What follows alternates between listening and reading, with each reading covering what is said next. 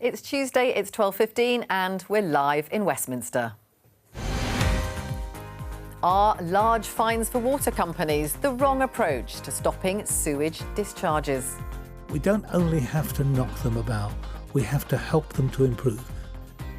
But is this letting water companies off the hook? Also today, this man was fined after burning a copy of the Quran in London. What does it mean for free speech? Is good weather to blame for the recent high number of small boats crossing the Channel? Excuse me, do you think it's all right not to pay? Seriously, why do you go back to the barrier and pay? Does the state need to get tougher on low-level crime? With us today, Labour MP Sarah Smith, Conservative MP and Shadow Culture Secretary Stuart Andrew, writer and broadcaster the Reverend Richard Coles, and non-affiliated peer Claire Fox. This is Politics Live.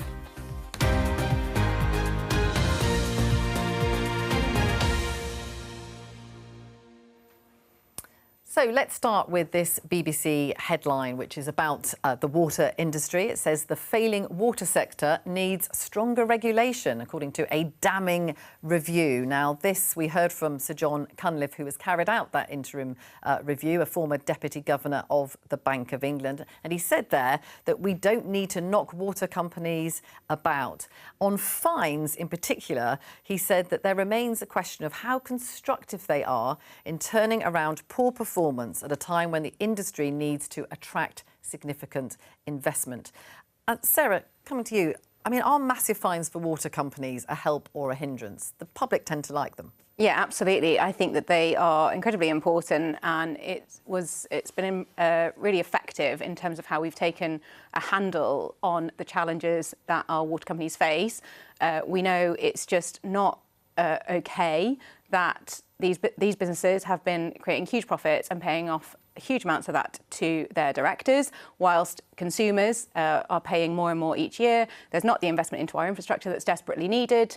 And in effect, you know, they've got the best of all worlds in terms of it's a monopoly for them. There's no real competition, obviously, for water services. And so the fines are incredibly important in terms of standing up to that and starting to hold them accountable for their poor performance and behaviour with the sewage. Is Sir John Cunliffe wrong then to say that actually they might not be the best thing to do, because it is taking money away from the companies and we're also asking them to invest, aren't we? That's a contradiction.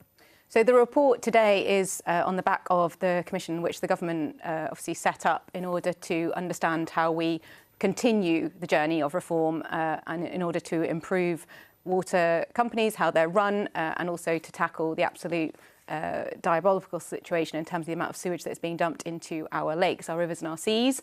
And so obviously it's, you know, taking forward what is outlined in the report and making sure that the balance is right there. But I think the, you know, ring fencing and ensuring that people can be reassured that no longer is the money they're paying for their water being paid off to directors who are failing in the delivery of the service that they are there to provide. So Stuart, big fines, a health or a hindrance to the industry? So I think it's a bit of both, actually, because the industry does need to realise there are consequences for not actually running their operations properly. And I think when they get those fines, or there are bans on executives, chief executives and board members from getting bonuses because they have been polluting, I think that is an important measure to have hanging over them. But of course it is also about that investment as well, which is why we required, when we were in government, this £56 billion worth of investment over a period of years, because it has to be cleaned up. And I would agree that actually there needs to be something dangling over those water bosses, that if they don't act, they're going to suffer. Richard, lots of people get very angry about the water industry. Yeah. Thames Water's been fined, I think, over £100 million last week. Do you think it's the right thing to do? It's galling as a consumer, I have to say, who's seen a 25% increase in my water bill, to think that not only am I having to pay out because they failed to invest in infrastructure and pay dividends to shareholders and salaries to directors instead, but now also that's going to contribute to the fine that I could quite see why the government would want, or regulators would want to use that as a kind of stick to encourage people to think more carefully about what they're doing. I don't know. I'm beginning to think that maybe with these big infrastructure organisations, some degree of state involvement might be hard to avoid. I know politically everybody hates more money for the taxpayer. Well, as I said, everybody sort of hates that idea, but it's just so essential. My sense is that so much of our infrastructure, water, roads, rail, is so under pressure at the moment. And you can see how, privatised rail companies, some of those are beginning to experience the hand of government in their affairs. Maybe that's something which needs to be thought about seriously.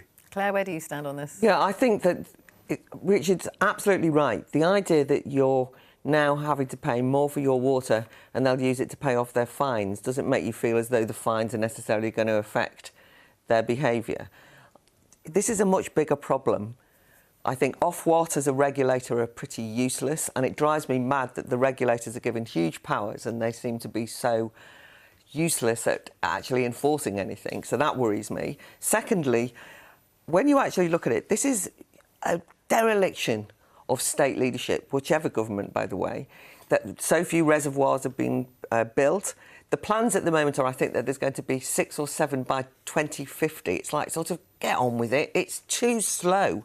The amount of leaks, it's not, the sewage is the headline, but it's the waste of water on the way. And by the way, the water companies the other day announced that they think fitting in with the government's own environmental targets, the way to solve this is that we use less water as domestic consumers.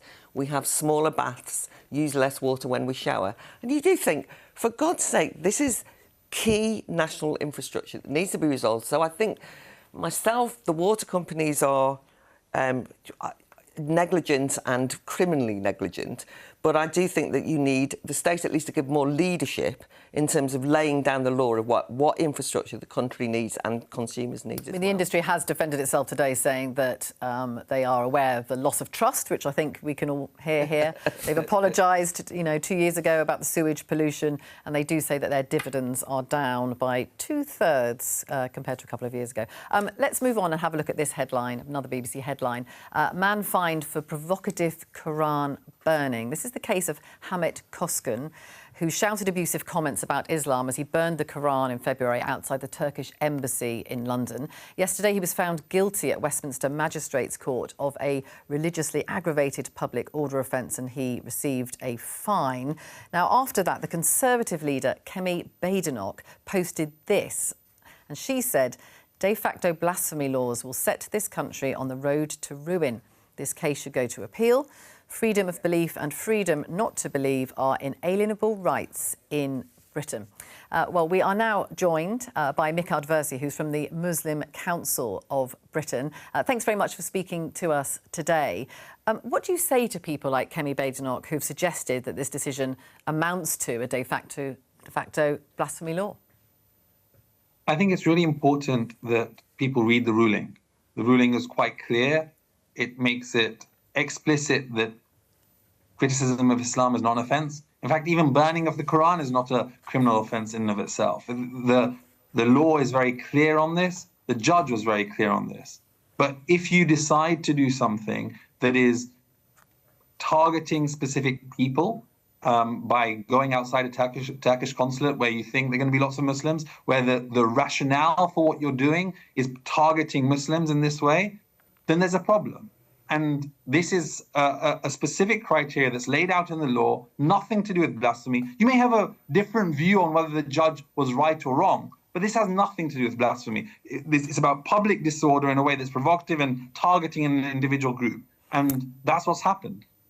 Claire, what do you make of this? The judge was clear. He said it wasn't possible to separate the views about religion from the views about its followers.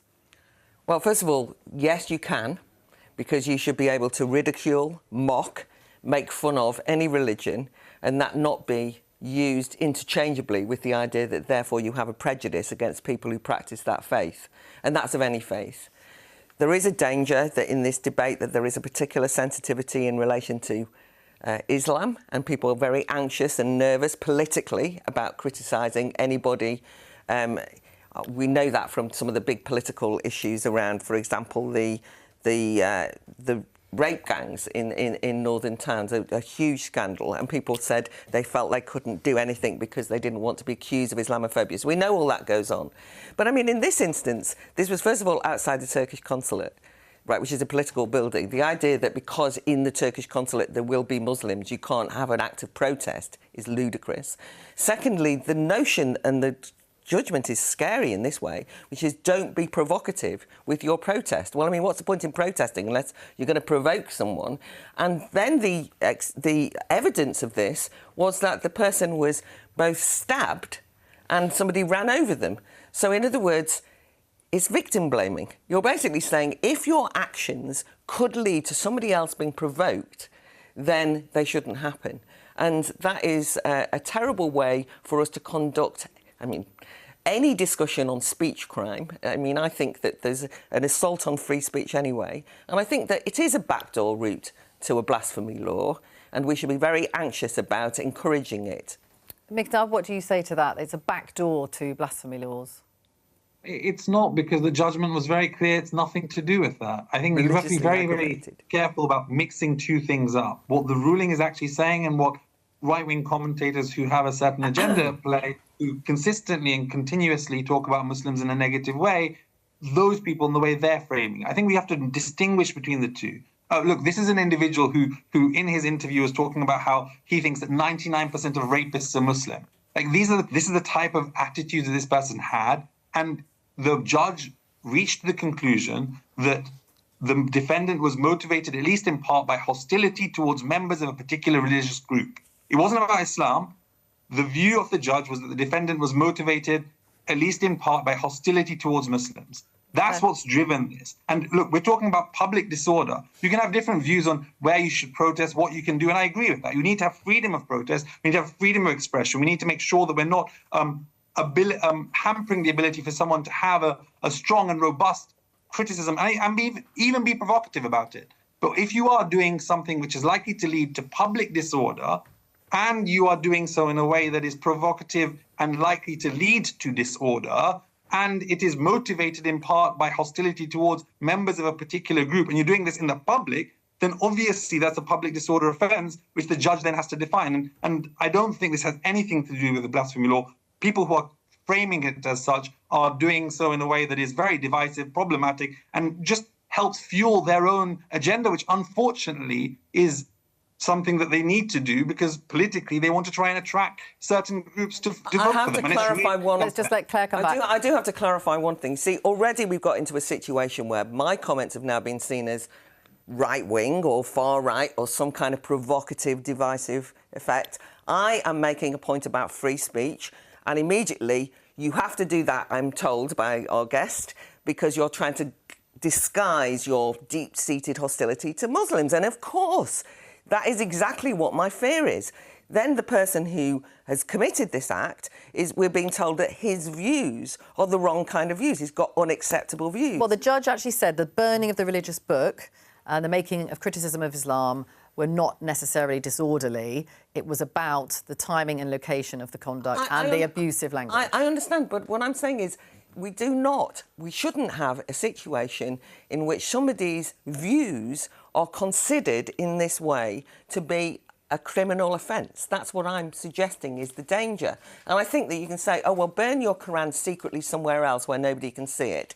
Don't let anyone see it. I mean, if it's a protest, as an aside, this is not something that one would advocate. No one is going round here inciting people to burn Qurans. But I think you should be free to burn a Quran outside the Turkish consulate or anywhere else. Richard, where are you on this? Well, I think religion shouldn't be exempt from a kind of level of criticism that any other organisation would be. I think it's good for religions to make the case for themselves and also to answer their critics. But I agree with Mikdad. I think that freedom of expression is mitigated by certain factors, and one of them would be public order. So I think this is about a public order issue, not necessarily a blasphemy issue. But I'm all for people to say whatever they like, to ridicule religion, I know you get plenty of that. And of course, as Church of England, as Church of England, I'm just used to seeing people like me in situation comedy, which rather lowers the temperature. Well, I think you were the inspiration, weren't you, for one? Well, though inspiration's a nice way of putting it. Sarah, where are you on all of this? Do you think there should be laws that do prohibit the burning of religious texts? Absolutely, there should not. And this, I very much agree that this is not about a blasphemy law. This is about whether you're inciting religious hatred, if you're motivating people to take action against a particular group. or a particular religion, we are absolutely right to have existing offences which are upheld, as has happened in this situation. Unfortunately, what we have is the leader of the Conservative Party, who has nothing better to spend her time tweeting about, who sees an opportunity, who is trying to play some strange game, I think, with Nigel Farage and reform.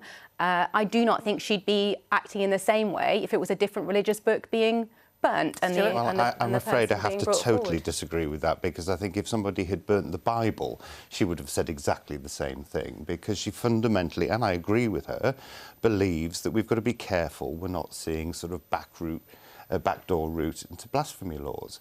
You know, I see myself as a Christian. I would hate to see someone burning a Bible, but I would defend their right to do so.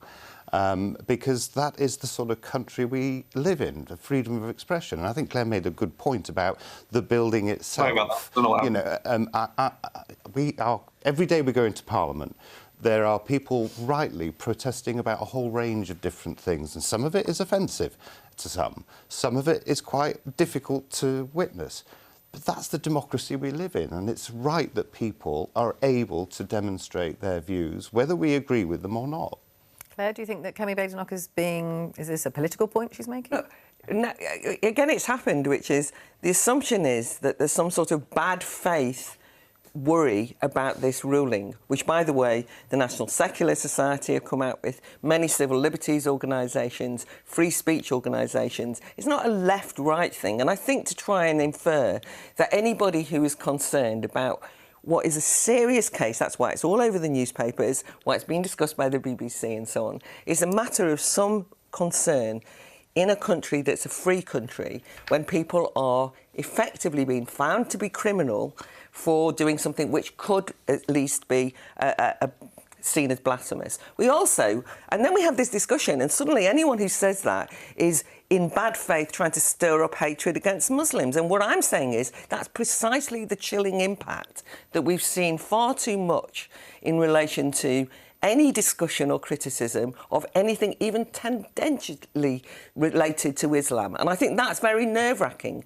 That has got nothing to do with appeasing reform, being a Tory, or any such thing. It's to do with people who care about civil liberties and free speech. And many people in the legal profession as well have said that this was a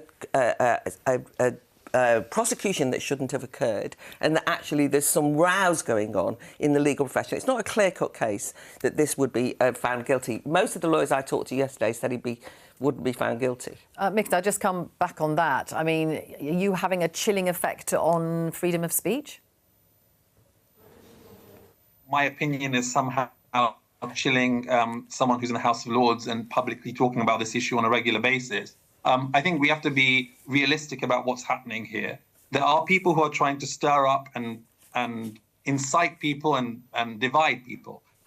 This is not one of those cases. I think it's completely fair to have a discussion on burning of the Quran and the fact that it should not be something that is a core driver for a decision on free speech. I agree with having those discussions, but this is not a blasphemy law. And this idea that, you know, there is this underlying view that is being perpetrated and propagated by those in the hard right. And I'm not saying that this is the case for everybody who's on this topic today, but that they're pushing this view that Muslims are taking over, South Asians are taking over. We saw what Nigel Farage was talking about, Anas Sarwar, earlier this week. There's just misrepresentation of what's happening to try and blow into this specific narrative about Muslims and those who are different. And I think that's a dangerous narrative, and that's just not the case in this situation. Okay. It's dangerous to keep saying that anyone who makes any points on this is associated with the hard right. That is precisely the demonisation. He did say it wasn't the case. No, but actually, no, not in this instance. You have to but I've just mentioned the hard right lots and lots of times. But you do have to accept that. Even it is not the view for everybody, but you have to accept that you keep adding fuel to the fire of what the far right and those that have particularly the fuel to the fire dangerous perspectives that are driving divisions within our community and within our society. Okay. In my constituency, I've got 15% of my constituents who are Muslim, and they are living in a greater experiences of Islamophobia. They are feeling very kind of fearful of the headlines that they read, and fundamentally, I think we've got to keep understanding and reminding ourselves that in this particular incident, we are not opening up to a blasphemy law. We have very clear separation of powers. Kemi is trying to sort of politicise the judiciary, I think, which is not helpful. And absolutely that at the same time, we can protect the freedom of speech that we absolutely all uphold, but recognise that there is limits on that, because there are limits. We should not be putting other people at risk through very briefly. Nobody's at risk from speech, but you do have to understand that for millions of people in this country, they feel as though their rightful concerns about a range of issues, and by the way, there has been an Islamist intervention into this country which has resulted in terrorism, murder, fear, and anybody who raises some of these problems are demonised. And you've got to acknowledge that the divisive nature of this are people who say, you cannot speak your mind or say anything about this. And I use the example of the grooming gangs because often you'll hear politicians say, we have to ring-fence this idea because it's dangerous, because we don't know what the consequences will be. That is an assault on freedom of speech and freedom of conscience. And so my concern, and I think it's a perfectly reasonable one, is that we don't keep associating these views with extremist, dangerous ideas. And, you know, there are people who will say that there are organisations... Claire, can I just... Mikdad's got to go. Could we just have a final word from you, Mikdad, on this? Look, I think that we've got this really dangerous situation right now where Trumpian ideas are coming here, that free speech is a threat. This is just not true. We have a very strong state. We have freedom of speech in this country. We should really, really celebrate it. We should recognise it and not downplay our country by continuously talking about things that are just untrue. Muslims in this country are really strong, celebratory, contributory members of our society who don't think in this way. And I think it's unfair and unreasonable to always try and see Muslims as a threat. I think that's a problem. And I think that a lot of these problems are overblown and trying to play into this narrative about Muslims in society, which is very dangerous. Thank you, Mikdad Versi from the Muslim Council of Britain. We're going to move on now to the latest migration statistics, which have been released by the government this morning, claiming that over the past year, weather conditions have made small boat crossings more likely. Now, they refer to what they call red days, which is where the weather is calmer. And our political correspondent, Ian Watson, is joining us now. And Ian, why is the government publishing this data in this way? Well, I think we can only speculate, of course, Vicky, but let's take a look at those local election results last month. Reform taking votes away from Labour, as well as the Conservatives. Voters getting fed up with the level of illegal immigration. And the numbers of migrants arriving in the UK is also going up this year compared to last year. So I think the government is now attempting to put all of this in context. So, for example, in the year to April 2025, the number of arrivals was around 40,000. That was up from 31,000 the previous year, an increase of around a third. But the number of so-called red days, these days which make conditions in Channel make crossings far more likely, these red days almost doubled to 190. So the government's argument would be, given that there are more favourable conditions for crossing the Channel, it's remarkable that in fact the number of migrants arriving only went up by a third and didn't almost double. Now, that is certainly an argument, but I think the political danger for the government is that voters will remain focused on the overall numbers rather than focused on the weather. OK, Ian, thank you very much. So, Sarah, this is the government blaming boat crossings on sunshine.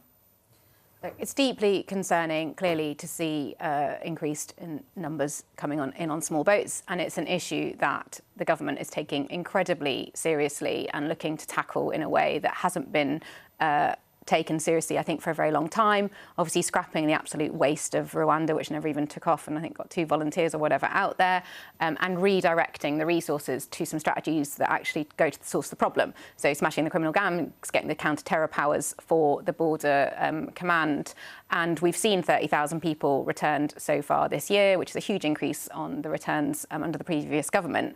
But clearly, we've not cracked it yet, and it's not an easy situation. It's not an easy problem to solve because people are making a lot of money out of this, and finding the roots of where those people are is a huge international effort, and that's where the Home Secretary is, focusing the efforts with international partners. So, Stuart, I mean, we all know that the weather has been much more calm this year. You would have expected the numbers to be even higher, wouldn't you? Well, look, I think the trouble is the numbers are way too high anyway. This is a major problem that people on the doorsteps are certainly raising consistently with me and have done for a good number of years. And I'm afraid that, you know, I think we need some greater deterrence than we've had. And that's why, you know, at first, the Rwanda thing, I thought, is this something that is really going to be feasible? But I genuinely believe that had it been allowed to run its course, it would have made a significant difference, because when people realise that they're going to get on those boats, but they're going to get sent straight down to Rwanda, it would have been a deterrent. Now, I remember spending time volunteering in a Syrian refugee camp in southern Turkey. And actually, the people there themselves were saying to me, can you do something about these? Because our family members are going off and they're risking their lives. So there is a moral obligation for us to sort this out. But unless there is a proper deterrent, I fear these numbers are going to go up, not just because the sun is shining, but because they don't feel that there is this deterrent in place. And, So, you know, Sarah, why is it that Germany what are should the thinking of deterrent doing be? it? So you are not going to stop people making huge amounts of money with any just with a deterrent. Like, you know what I mean? The simple ways of kind of. But if the people didn't want to come here, then there would be no trade. But currently, they already, you know what I mean? Like, in terms of what they're willing to risk to get here, I think getting the returns to be operating properly, so that they go back to their country of origin, and improving the speed of that system is really, really important. It's important to note that we've already shut about 23 of the asylum hotels, so we are doing a lot more in the system than the previous government. And we obviously know that over 1 million people came into the country in the last year of the Conservative government, because they'd completely lost control of our borders. But, you know, it's the cross-country working. But it is the only solution to this is that international effort to find the people who are running these criminal gangs and to prosecute them, and to make sure that they stop their trade, and to make it so difficult that even if they are continuing to trade, they send them to countries other than the UK. And that is the focus of the strategy. Richard, do you think the public are convinced that the government's got a handle on this? No, I think it feels out of control. Clearly, net migration is way too high, and it's something which really moves people and frustrates people. I mean, I would like to think there would be a better way of integrating policy to make a more meaningful intervention earlier in the supply chain. Is the wrong sort of word, but you know what I mean? Work more closely with other governments to make it that the UK is not the last stop for people who are entirely understandably trying to flee circumstances of unimaginable hardship or looking for opportunity in life. Why are we not better, I think, at intervening earlier in that journey to make it, to produce less pressure on our borders? An easy thing to say, politically extremely difficult. I've got an answer to that. That absolutely, I think, is the ambition, and the current focus is not just absolutely looking at the how we hold these people accountable that are in the trade of people trafficking, but also arrangements with other countries.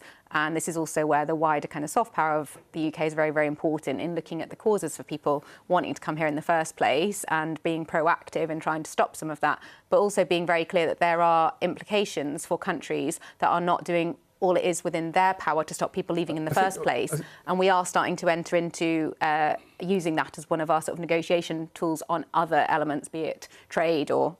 Richard? I think we need to evolve a new kind of language, a new kind of discourse as well, because so often people are involved in this too easily demonised that we fall into too polarised a debate. I think we just need to be practical about it and deal with the reality of what it's like for those people, what they need and where they're coming, and also what our capacity is to absorb, because clearly our public services are absolutely stretched to busting. And I find public impatience with it kind of concerns me, because I think it leads to a sort of frustration in society that's bad for everyone. But it's had a completely detrimental impact on the trust in politicians. I mean, there is no control of our borders. That's why we're seeing widespread disillusion with the mainstream parties. And I do think that the pull factors mean that people think that if they can get here, even if they have to risk their lives, that they won't ever leave. That they won't, I mean, they won't be in a hotel, but they will be put up in houses that's been taken over and joint occupancy and so on. They will be looked after. They will get welfare services and so on. So the pull factors are enormous. And I think that the political will doesn't appear to be there to take control of the borders. A lot of rhetoric from both parties, but nothing has changed. And I think that the thing that we haven't mentioned, but which we should mention, is there is this problem of international agreements. The EHRC, I mean, whether we like it or not, the international, ECHR, ludicrous, ridiculous, and the government admit this, situations where you can't deport people, or where in fact you're told that through this international convention you're not allowed to be able to deal with your own borders. And I think that my concern is that there will be a backlash, there inevitably is a backlash against individuals when it appears that there's no control, and when constantly you're being told, by the way, if you vote for us we will take control. I do not think that smashing the gangs has been anything like a successful strategy. It sounds like we're going to smash the drug gangs, you know, it's like that worked, very good. I mean, it just doesn't affect deeply the way that we view the issue of migration. And I think that we did have an impressive or controversial speech from the Prime Minister about, you know, strangers in our own land, as he said, you know, massively important speech about we take this issue seriously. And it's like, we never heard any more since. That speech, Hams, is like, tick that box. Maybe that will keep the Reform voters happy. This is an accusation. Maybe it's a Trumpian moment. But both I think it's politicians not serious here, politicians. This is an accusation against both of you that there isn't the political will to deal with it, that your party didn't deal with it. And what do you say to that? That there's strong words, it's rhetoric. So a number of things. I think, firstly, that we know net migration is down by half last year, which means that there is That's the legal, progress. Just to be clear, that's the legal migration. Yeah, absolutely. But still, to say that there is no control over our borders, there is no control over who's coming to this country is not true. Like, that is, you know, rhetoric being proposed, but it's not actually the facts of the situation. And of course, the way that politics works is that there's a lot of work that goes on every single day in government that is not just about big speeches.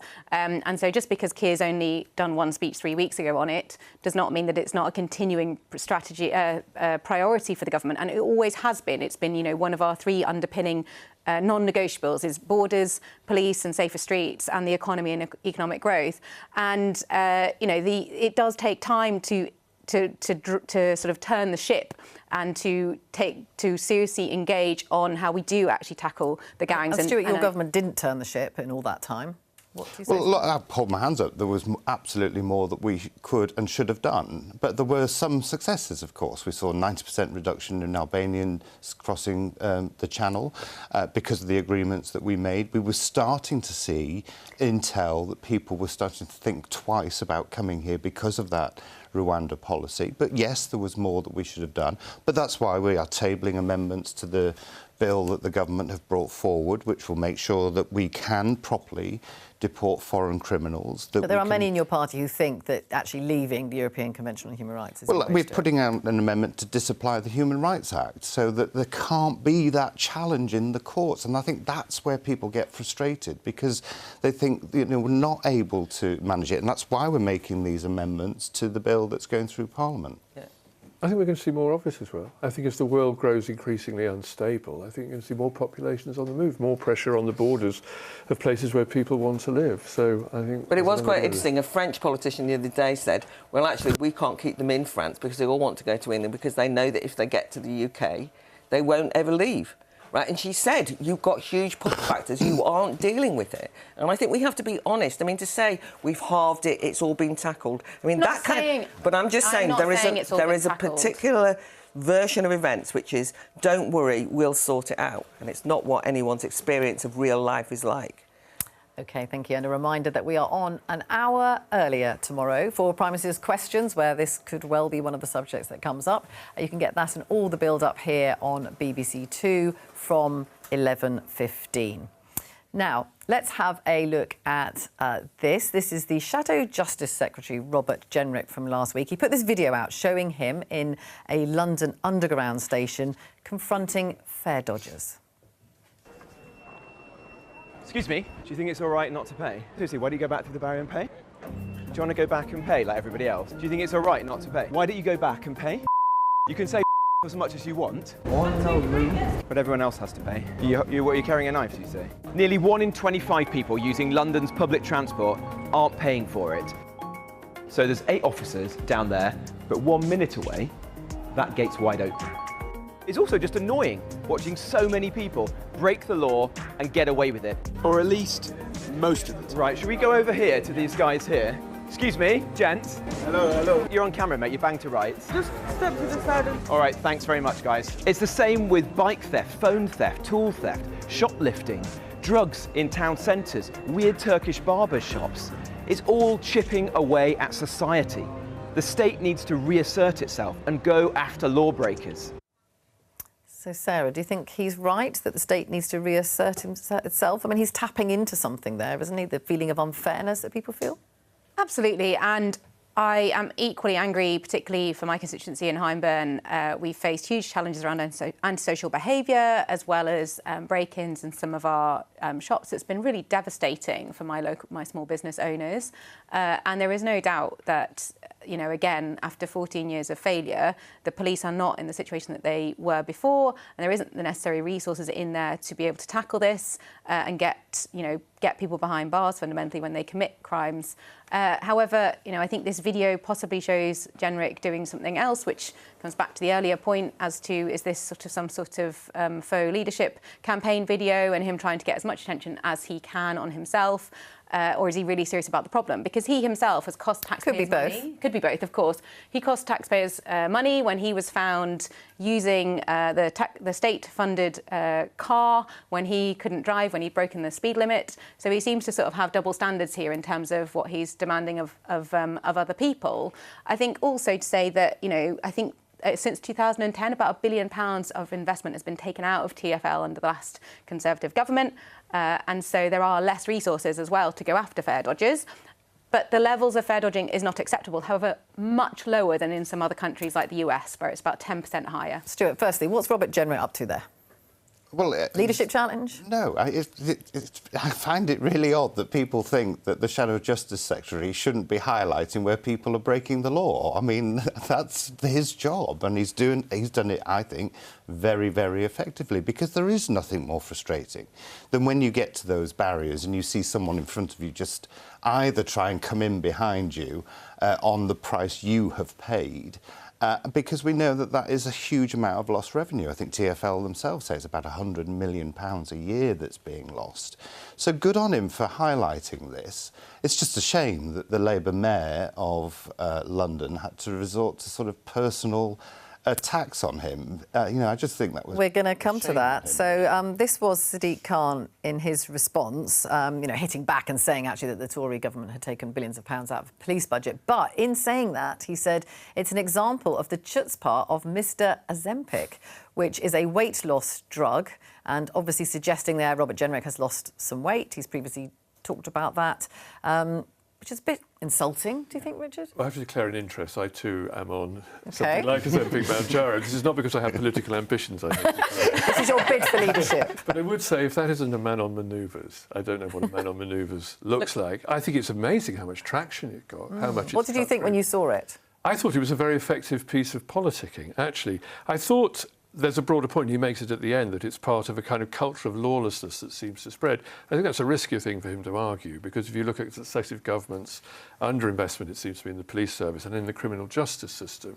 Go to any town centre, I mean, there's a co-op near me where effectively people come in and just help themselves because there's not an effective way of... I think people have no confidence that the police will investigate or the courts will get there. So I think it's a broader problem than just fare dodging on TfL.